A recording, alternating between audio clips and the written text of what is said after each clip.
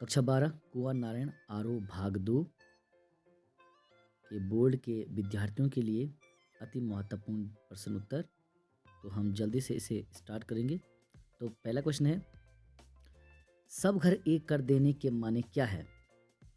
उत्तर है, ये बहुत बार पूछा जा चुका है और इसमें सिर्फ 2 बार दिया गया है, लेकिन ये कई बार रिपीट हो चुका है क्वेश्चन।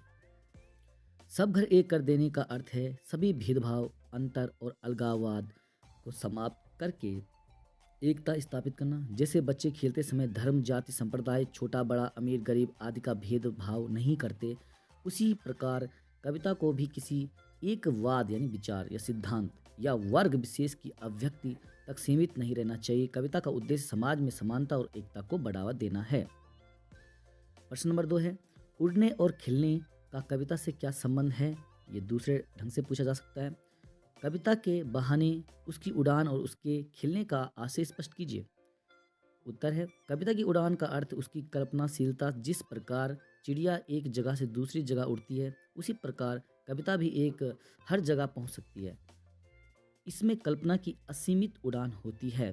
खिलने का अर्थ है कविता का सौंदर्य और उसकी सृजनशीलता। जैसे फूल प्राकृतिक सौंदर्य का प्रतीक है, वैसे ही कविता भी लोगों को मुग्ध करती है और समाज में सकारात्मक बदलाव लाती है। प्रश्न नंबर 3, कविता और बच्चे को समानता रखने के क्या कारण हो सकते हैं? कविता और बच्चे दोनों में स्वाभाविक स्वतंत्रता और रचनात्मकता होती है।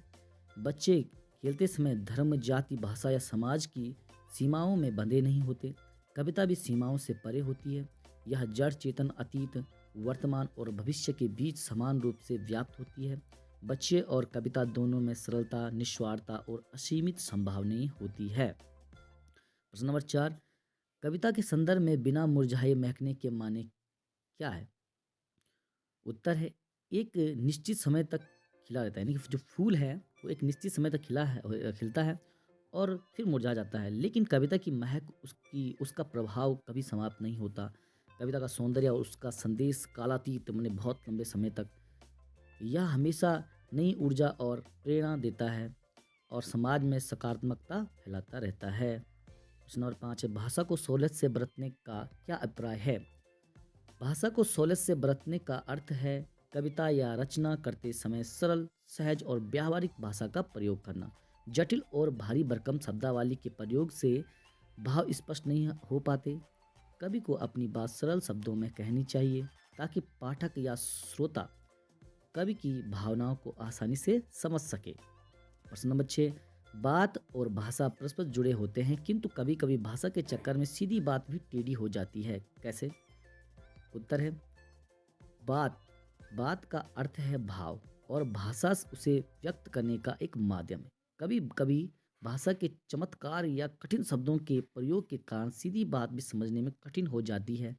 कवि या लेखक को चाहिए कि वह अपनी बात को सीधे और स्पष्ट रूप से प्रस्तुत करे, क्योंकि अगर पाठकों के समझ में जो कविता का मूल भाव है, जो कवि कहना चाहता है, अगर वो समझ में नहीं आता तो कविता एकदम निरस्त हो जाती है। प्रश्न नंबर 7 है, यहाँ कुछ मुहावरे दिया है और उसकी विशेषता दी है। तो देखिए, बात यानी कथ्य के लिए नीचे दी गई विशेषताओं का उचित बिंबो मुहावरे से मिलान करना है। ठीक है, विशेषता और बिंब। कथ्य और भाषा का सही सामंजस्य बनना, यानी बात की चूड़ी मर जाना। ठीक है, यह मुहावरा बताता है कि जब कथ्य भाव और भाषा के बीच पूर्ण सामंजस्य हो तो बात स्पष्ट और प्रभावशाली बनती है। यह सही कथन और सही शब्दावली के मेल से होता है। बात का स्पष्ट न होना, बात की पेच खोलना, यह मुहावरा बताता है कि जब बात में उलझन हो और वह साफ ना हो तो उसे समझने के लिए उसके पेच को क्या खोलने की जरूरत पड़ती है। उसके बाद तीसरा है, बात का प्रभावहीन हो जाना, बात का शरारती बच्चे की तरह खेलना। जब बात प्रभावहीन होती है तो बात आपसे एक शरारती बच्चे की तरह खेलती है। किस प्रकार से? यह मुहावरा बताता है कि जब बात को ठीक से प्रस्तुत न किया जाए तो उसका प्रभाव नष्ट हो जाता है, जैसे शरारती बच्चा खेल खेल में चीज़ों को बिखेर देता है। चौथा है बात में कसावट करना होना, पेच को कील की तरह ठोक देना। ये कविता में इसके लिए ये प्रयोग हुआ है।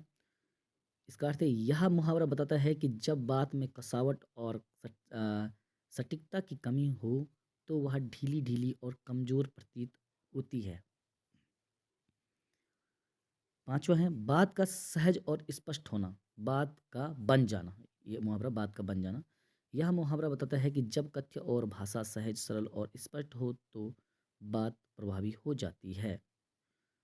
प्रश्न 8 है जो बहुत बार आता है, जिसको बहुत बच्चे समझ नहीं पाते कि प्रतिपाद क्या होता है। देखो, कविता के बहाने कविता का प्रतिपाद बताइए।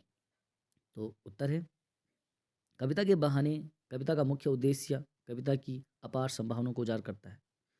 यह कविता चिड़िया, फूल और बच्चों के माध्यम से कविता की उड़ान, सौंदर्य और सृजनात्मकता का प्रतीक है। कविता कल्पनाशीलता, प्राकृतिक और असीमित संभावनाओं का संगम है। यह समाज में सीमाओं, धर्म, जाति, भाषा को तोड़कर एकता और समानता स्थापित करती है। कविता का उद्देश्य न केवल मनोरंजन है, बल्कि यह समाज में सकारात्मक बदलाव लाने का एक साधन भी है।